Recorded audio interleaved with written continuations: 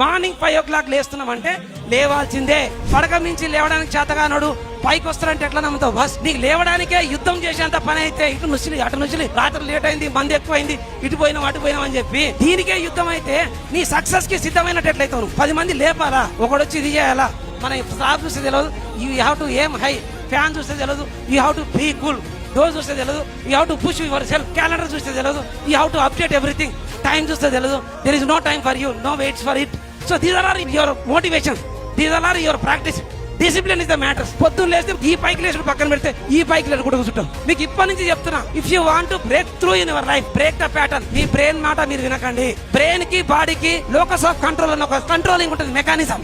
ఆ మెకానిజం ని మీరు అలవాటు చేసుకుంటే ఖచ్చితంగా సక్సెస్ కావచ్చు. మీకు ఫోన్ చూడాలి, ఎన్ని చెప్పినా గ్యాడ్జెట్స్ కే నేను ఉంటా అంటే మనకు డిస్ట్రాక్షన్ అని నేను చెప్పను.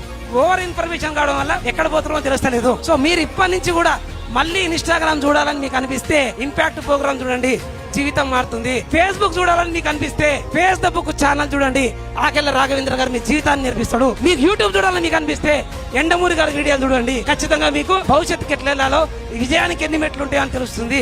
ఇంకా కూడా నాకు అక్కర్లేదు, నేను చిట్ చాట్ చేస్తాను చెప్తే చాట్ జీపీటీని చూసుకోండి, చాట్ జీపీటీలో చిట్ చాట్ చేయండి. మీ గురువు దగ్గరుండి మీ గమ్యాన్ని చేర్చడానికి అవకాశం ఉంటుంది. లేదు పని పాట లేదు అనుకుంటే పట్టాభి గారి బుక్స్ చదవండి, మీకు అనుభవం నేర్పిస్తుంది.